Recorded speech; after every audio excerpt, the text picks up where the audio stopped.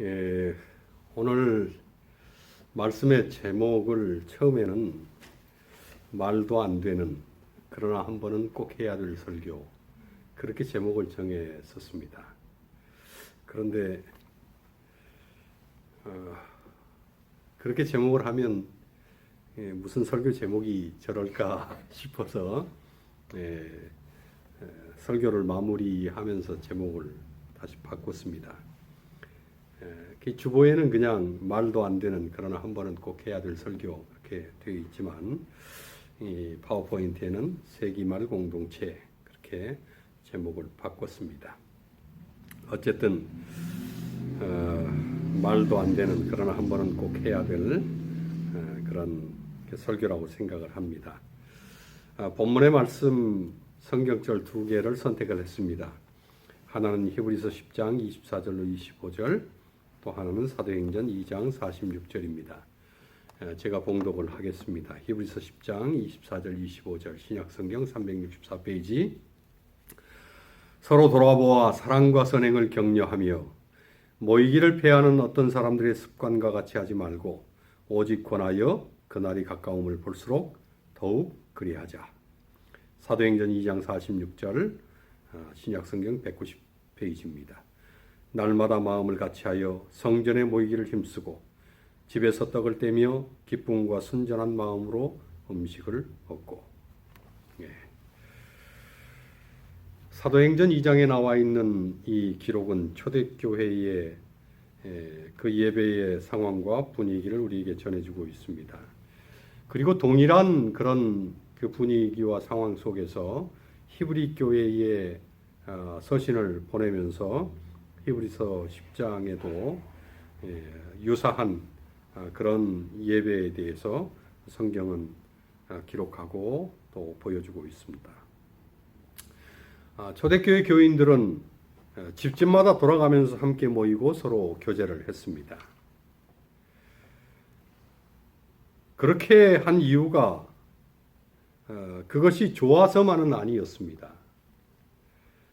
당시 로마 정부의 불같은 핍박 때문에 공적인 예배는 위축이 되고 가정 예배가 드려질 수밖에 없는 그런 상황으로 예배의 상황들이 흘러갔기 때문입니다. 초대 교인들에게 이 모임이라고 하는 것은 그 자체가 목숨을 건 모험이었습니다. 하지만 그들은 모이기를 게을리하지 않고 모이기에 도리어 힘을 썼다고 성경은 이야기를 합니다. 그리고 그것이 그들로 핍박을 이겨낼 수 있는 능력이 됐습니다. 또한 그들은 필요를 나누고 물질을 나누고 재정도 나누었습니다. 그리고 진정한 공동체의 기쁨을 누리면서 함께 신앙하고 함께 생활을 했습니다. 위기가 오히려 기회였고 위기를 오히려 기회로 극복해낸 것입니다. 모일 수 없는 환경에서 오히려 더 끈끈하게 모임의 축을 만들어 간 것입니다.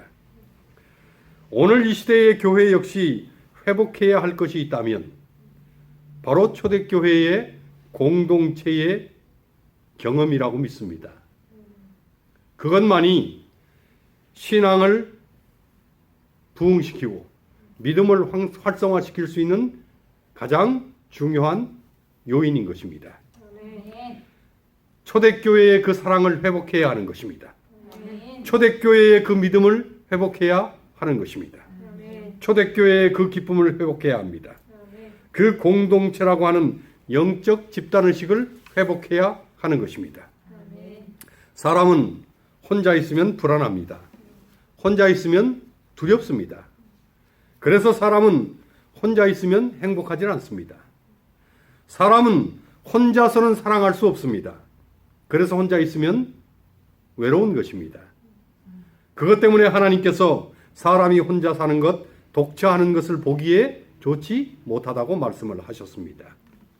그런데 오늘날 이기적이 아닌 조건 없는 사랑을 나눌 곳은 그나마 교회밖에 없습니다. 사실 세상의 많은 교회들이 기업화되어서 배도하기도 하고 타락하기도 했습니다. 그래도 사심없는 순수한 교회들이 아직 남아있고 또 순수한 교인들이 있습니다. 특별히 재림교회는 세상 속에서도 순수함과 순결함을 보존하기 위해서 여전히 분투하는 교회로 남아 있습니다. 비록 외향적으로 초라해 보이고 또 별거 아닌 것처럼 보이지만 이 교회는 그리고 이 교인들은 여전히 순수한 믿음을 가지고 말씀대로만 살아가려고 하는 그런 영적인 의지를 가지고 있는 것입니다. 하지만 중요한 것은 그런 순수한 교회가 더 나아가서 영적으로 아름다운 공동체를 이루어가야 한다는 것입니다. 성서적인 공동체를 이루고 성서적인 공동체를 만들어가는 것은 진정으로 가치 있는 일이기 때문입니다. 그리고 그것은 마지막 때에 반드시 이루어야 할 일이기 때문에 그렇습니다. 임마누엘의 피 묻은 깃발 아래 구원받을 자들 그리고 성령 받은 자들이 모여야 하고 또한 모이게 될 것이기 때문입니다. 그렇다면 성서적인 공동체, 영적인 공동체는 어떤 것일까? 우리는 형편상 지금 그럴 수 없고 또 그런 공동체는 상상조차 할 수도 없다고 그렇게 생각할지 모르지만 성경이 말하고 제시하는 하나님의 그 공동체의 모습을 알고는 있어야 하는 것입니다. 우리가 지금 할 수 없다고 할지라도 이런 교회가 되어야 한다는 것을 알고는 있어야 하는 것입니다. 먼저 영적 공동체의 롤 모델은 초대교회 공동체입니다. 초대교회는 소그룹 공동체였고 가정 공동체였습니다. 당시 핍박과 탄압 속에서 전체가 모인다는 것은 갈수록 힘들어졌습니다. 사실 처음에 성령이 임했을 때에는 선교의 확산을 위해서 하나님은 3,000명씩 5,000명씩 회심하는 역사를 허락을 하셨습니다. 그러나 곧 이런 기하급수적 증가의 두려움을 느낀 로마 정부가 급기야 본격적인 탄압과 핍박과 박해를 가하게 됐습니다. 그런 상황에서 초대교회는 뿔뿔이 흩어지고 해체되고 지하로 숨어들어야 했습니다. 하지만 신앙을 포기하거나 버릴 수는 없었습니다.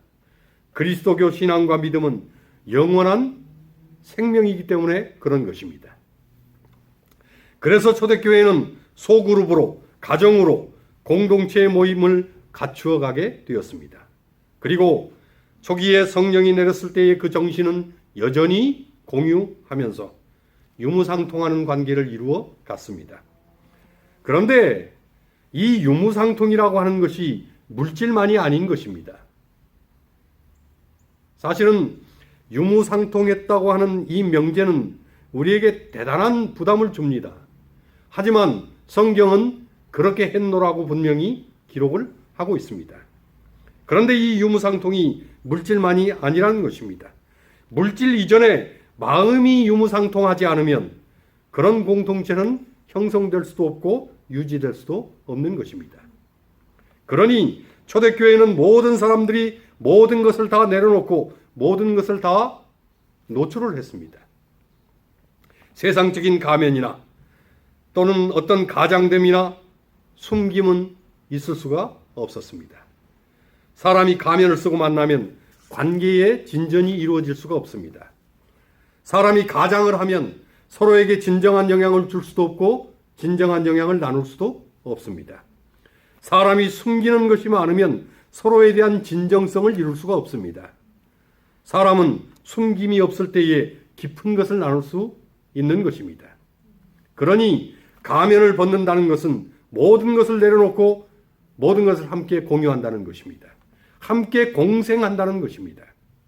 그러니 유무상통이라고 하는 것이 물질만이 아니고 생각과 정신과 사상까지도 함께 하는 것입니다. 사실 마음이 먼저 하나가 되어야 물질에도 소유라고 하는 개념을 넘어설 수 있는 것입니다.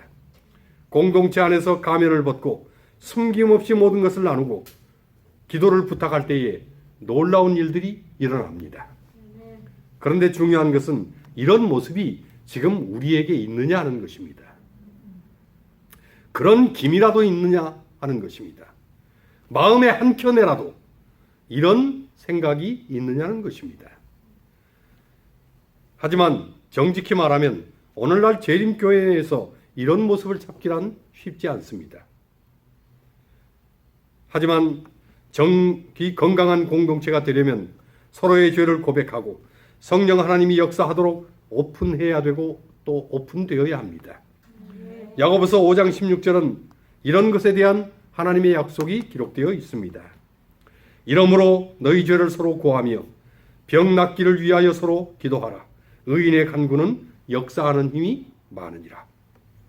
이 약속대로 그리고 이 말씀대로 서로가 자신들의 죄를 정직히 고하고 서로 기도하면 죄사함, 용서, 그리고 놀라운 치유 역사가 일어난다는 것입니다. 이것이 하나님의 약속입니다. 거짓 속에는 사단 마귀가 역사하고 정직한 곳에는 성령이 역사를 합니다. 사단 마귀는 우리의 허물을 어둠 속에 계속 숨겨두도록 지시를 합니다. 하지만 어두움은 도리어 빛 가운데에 드러날 때 사라지는 것입니다. 어두움은 우리의 실수와 상처와 죄들을 키우는 온상일 뿐입니다. 하지만 두려울지라도 허물과 죄를 내어놓으면 성령 하나님께서 역사를 하십니다. 사실 내 자신을 남에게 노출한다는 것은 정말 어려운 일입니다. 하지만 건강한 공동체가 되려면 이것이 선행이 되어야 하는 것입니다. 아무리 가까운 가족이라도 가면이 있으면 친밀함도 능력도 존재할 수가 없습니다. 남편이 아내에게 숨기는 것이 있고 아내가 남편에게 감추는 것이 있으면 그런 관계는 탄탄할 수가 없습니다. 그래서 바울은 에베소 교회에 편지하면서 에베소서 4장 25절에 이렇게 권고를 합니다. 그런즉 거짓을 버리고 각각 그 이웃으로 더불어 참된 것을 말하라. 이는 우리가 서로 지체가 됨이니라. 함께 지체가 된 영적인 공동체에는 참된 것이 서로 소통해야 한다는 것입니다. 숨김없이 말하고 또 그것을 지켜주고 도리어 그것을 위해서 기도해주는 공동체가 되어야 하는 것입니다. 그런 신뢰가 생겨야 서로의 속마음을 내어놓고 허물도 내어놓을 수 있습니다.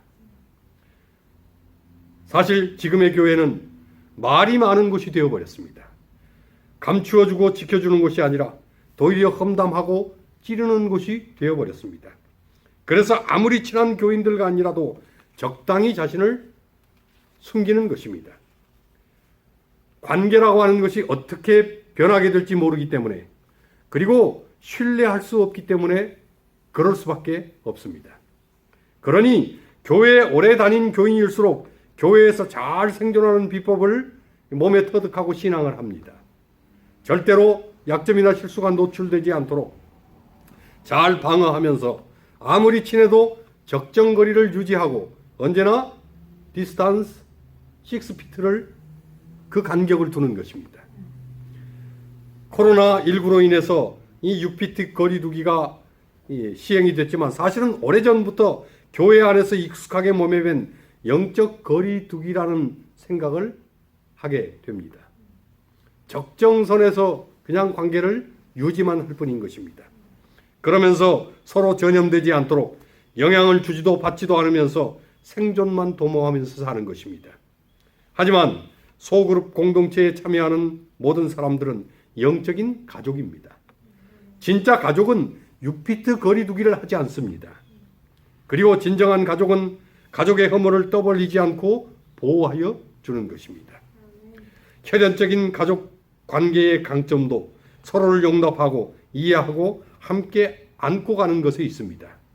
그래서 어렵고 힘든 시련과 정신적 고통에 직면할 때에 대부분의 경우에 가족이 있어서 힘을 얻고 가족이 있어서 힘을 내는 것입니다.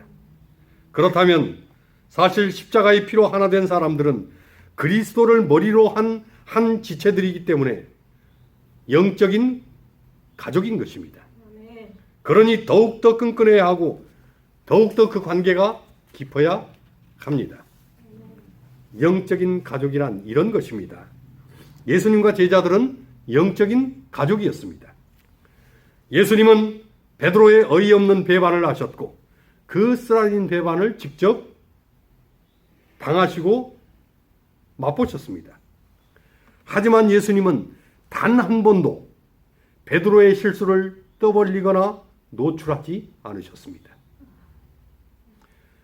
나중에 베드로는 초대교회의 최고 지도자가 됐습니다. 그 당시 다른 제자들이나 초대교회 공동체원들도 베드로의 실수를 다 알고 있었습니다. 하지만 아무도 베드로의 실수를 공격하거나 부각시키지 않았습니다. 초대교회의 소그룹 공동체원들은 상대의 단점과 약점을 알아도 그것을 자신의 약점으로 알고 기도하고 조력하고 오히려 도와주었습니다. 그러니 건강한 공동체가 되려면 서로 세워주고 감싸주는 관계가 되어야 하는 것입니다. 사단 마귀가 역사하는 공동체는 서로 파괴하지만 예수님이 역사하는 성령 공동체는 서로를 세워주는 것입니다. 사단 마귀의 특성을 한마디로 정의하면 관계를 파괴하는 것입니다. 사단의 이름 중에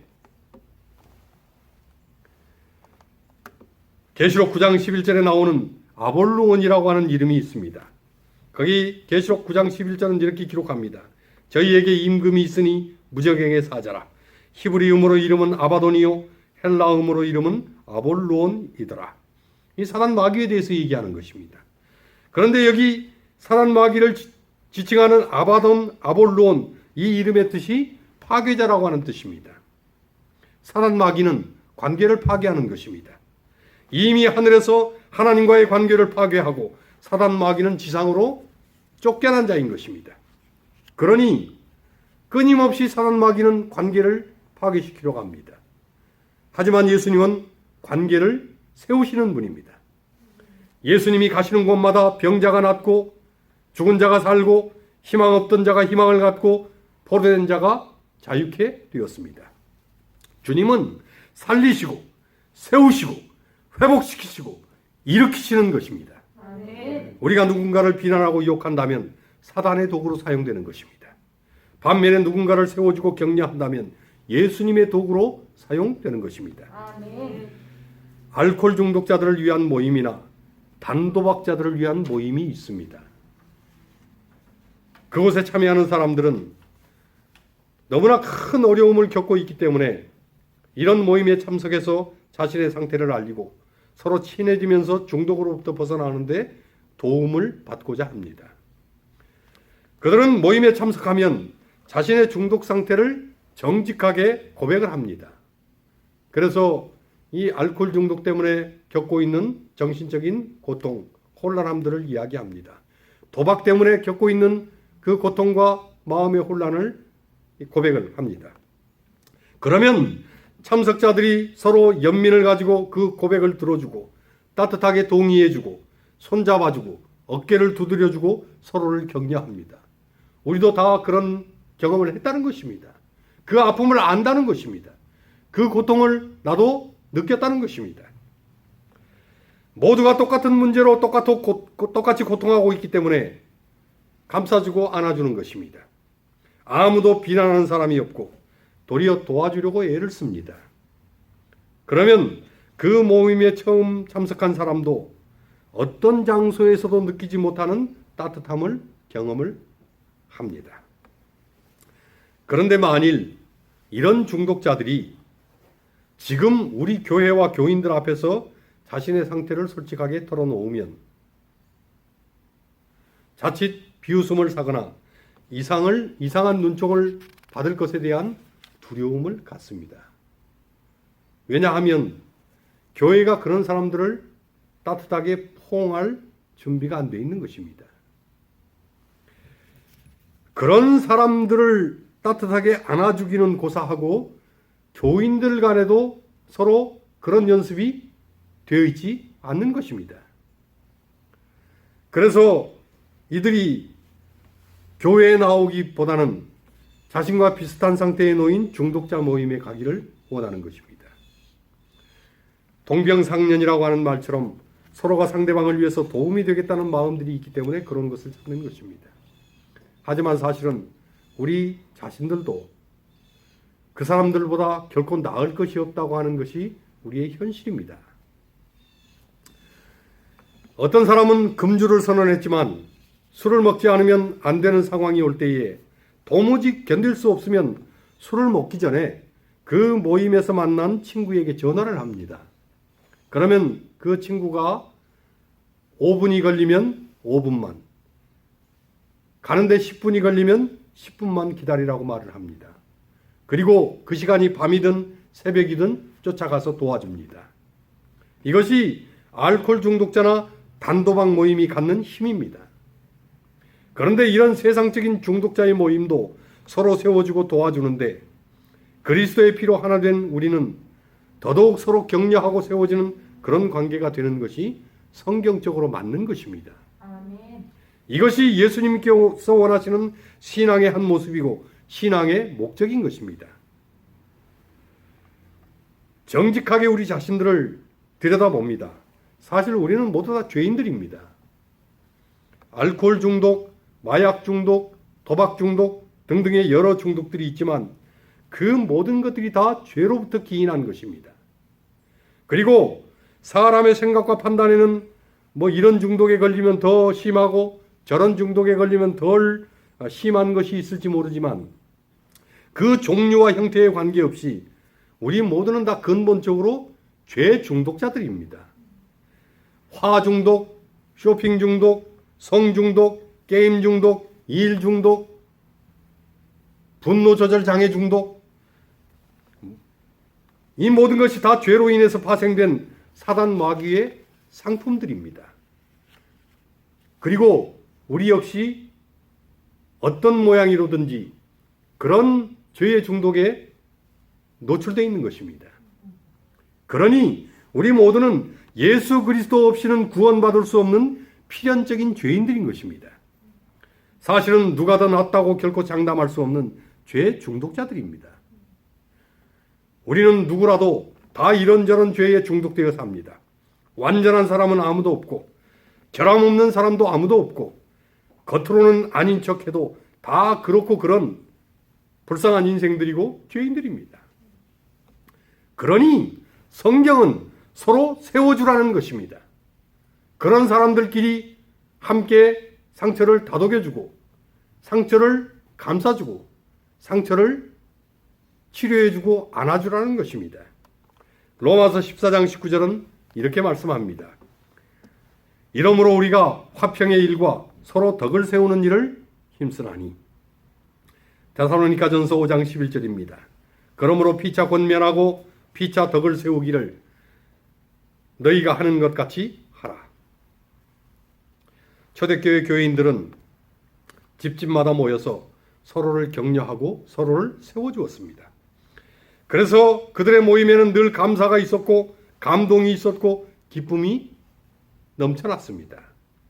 그들은 말로만 격려한 것이 아니고 정말 재정까지 내주면서 서로를 세웠습니다. 로마의 극심한 핍박과 박해 속에서도 그들이 살아남을 수 있었던 것은 그 공동체의 힘과 능력이 그들을 버티게 하는 그런 버팀목이 되었기 때문입니다. 이런 초대교회의 모습은 그 당시 세상 어디에서도 볼 수 없는 독특한 공동체였습니다. 그런데 지금 재림교회가 이 마지막 시대의 교회가 이것을 회복해야 합니다. 오늘날 이것이 가능할까 의심할 수 있습니다. 하지만 불가능한 것을 성경이 기록할 이유가 없습니다. 성경이 이런 교회가 있었음을 우리에게 역사적으로 알려주고 표명하는 것은 이런 교회의 모습을 오늘 우리가 되찾을 수 있다는 약속인 것입니다. 정황상으로는 말도 안 되는 설교를 지금 제가 하고 있는지 모릅니다. 그러나 해야 합니다. 성경이 그것을 요구하고 하나님께서 그것을 요구하기 때문입니다. 다 내려놓고 영적으로 건강한 공동체가 되라는 것입니다. 건강한 공동체는 서로의 연약함을 보완해주고 서로를 섬겨주고 서로를 세워주는 것입니다. 이런 공동체가 되면 큰 힘과 능력을 보유하고 발휘하게 될 것입니다. 그리고 마지막 때에 약속하셨던 늦은 비 성령의 역사를 경험하는 그런 공동체로 탈바꿈하게 될 것입니다. 나의 모습을 가리거나 위장하지 않고 있는 그대로를 그냥 다 말할 수 있는 그런 곳. 나의 어떤 허물도 자신의 아픔으로 생각하고 기도해주고 그 허물을 지켜주는 그런 곳. 나의 약점을 알고 비난하기보다 격려하고 감싸주는 그런 곳. 그런 장소에 우리는 가고 싶은 것입니다. 그리고 사람들도 그런 장소를 가기를 원하는 것입니다. 세상에 그런 곳이 어디 있느냐고 그렇게 말할 게 아니라 우리가 그런 공동체를 만들어야 합니다. 교회에 와서 정말 뛰어가서 안기고 싶은 사람이 있어야 하는 것입니다. 한 사람을 진실하게 사귀지 못한다면 여러 사람도 진실하게 사귀지 못합니다. 물론 우리가 굳이 지난 과거를 들추어서 그것을 알릴 필요는 없습니다. 그러나 그 사람이 어떠했든지 그 모든 것을 이해하고 용납할 영적인 품이 나에게 있어야 하는 것입니다. 또한 나의 모든 것이 노출되어도 부끄럽거나 두렵지 않을 영적 품을 다른 사람들에게서 우리의 공동체에서 느끼고 누릴 수 있어야 하는 것입니다. 그리스도의 그 엄청난 사랑의 보혈을 나눈 그런 사랑과 우정 그리고 그런 관계가 성령의 은혜 중에 우리 가운데 존재하고 그런 교회가 살아있어야 하는 것입니다. 성경에 나오는 모든 믿음의 부조들이 물론 하나님을 신실하게 의지하고 신뢰했습니다. 그럼에도 불구하고 다니엘에게는 사드락과 메삭과 아벳느고가 있었습니다. 다윗에게는 요나단이 있었습니다. 베드로에게는 요한이 있었고 바울에게는 바나바와 실라와 디모데가 있었습니다. 예수님께도 베드로와 요한과 야고보가 있었습니다. 우리에게도 적어도 나의 목숨을 주어도 아깝지 않을 3명 이상의 친구는 있어야 합니다. 하나님 빼놓고 예수님 빼놓고 만일 내가 죽는다면 세상 어디에 가 있든지 나에게 와서 내 관을 들어줄 그리고 나를 위해서 기도해줄 그런 친구가 있는가? 내가 죽을 때에 부를 수 있는 친구, 또 그 친구가 죽을 때에 나를 부르는 그런 친구가 있는가? 그런 친구가 없다면 영적인 소그룹, 영적인 공동체 안에 들어가야 합니다. 그리고 그런 공동체를 우리가 만들어가야 하는 것입니다. 세상에 완벽한 공동체는 없습니다. 하지만 내가 원하는 공동체가 아니라고 그렇게 불평하면서 하나님께서 있어야 할 하나님께서 디자인하신 그런 영적인 공동체를 떠난다면 그 사람은 어리석은 사람입니다. 좋은 공동체는 내가 만들어가고 우리가 만들어가는 것입니다. 좋은 공동체를 이론으로 말하는 사람보다 공동체 안에서 작은 사랑이지만 그 사랑을 실천하는 사람을 공동체는 필요로 합니다. 어디 이런 공동체는 없을까가 아니라 이런 공동체를 서로 우리가 만들어 갑시다 라고 말하는 그리고 그렇게 정말 신앙하는 사람들이 필요한 것입니다. 주의가 어둡다면 빛이 없다고 불평할 것이 아니라 자신이 빛이 되는 것입니다. 서로 돌아보아 사랑과 선행을 격려하는 영적인 공동체, 정말 영성 공동체, 그리고 성령 공동체가 우리 리치몬드 공동체가 되어지기를 간절히 소망합니다. 아멘.